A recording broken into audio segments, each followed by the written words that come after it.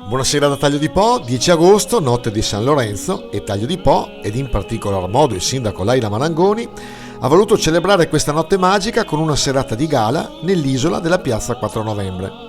Una piazza addobbata con il gusto e la raffinatezza dello staff disposissimi, condotta musicalmente dalla bravura di Eleonora Rossi, con ospiti Fulvio Pregnolato, Mirko Renier in arte Il Molleggiato 2 ed un grande Jimmy Bonato come sempre all'altezza della sua fama.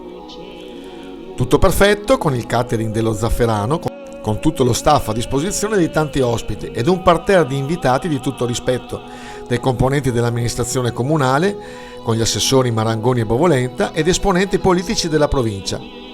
Naturalmente non poteva mancare Romeo Moro, il cabarettista padovano, che ha dato alla serata quel tocco di leggerezza come ha sottolineato il sindaco. Che serata, sindaco, che serata, complimenti. Una serata contro tutto e tutti e nonostante tutto, come sempre, vincitrice il sindaco Laila Marangoni. Devo dire che è andata bene, veramente un pubblico caloroso, un bello spettacolo, belli gli interventi, bella musica.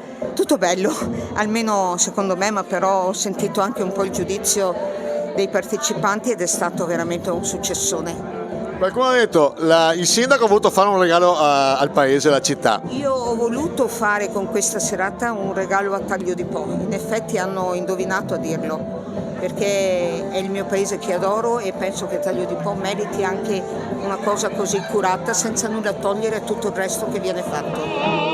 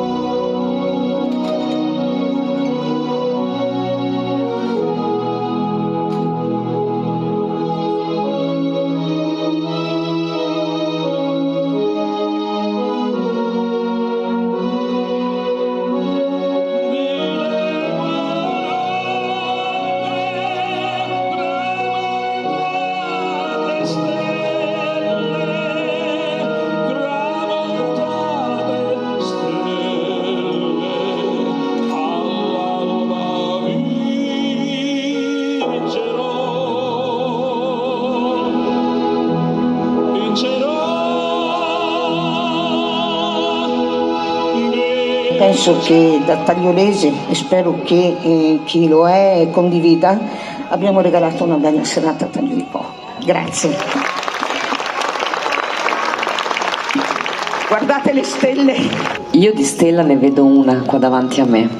Un applauso a lei, signori, perché nessuno l'ha fatta. Lei l'ha fatta a tutti, nessuno l'ha fatta a lei. Grazie Laila davvero per aver voluto questo evento e questi bravissimi artisti. Grazie Eleonora, e dopo mi emoziono, e dopo mi commuovo, però grazie Laila per avere caparbiamente voluto questa serata e non essermi arresa.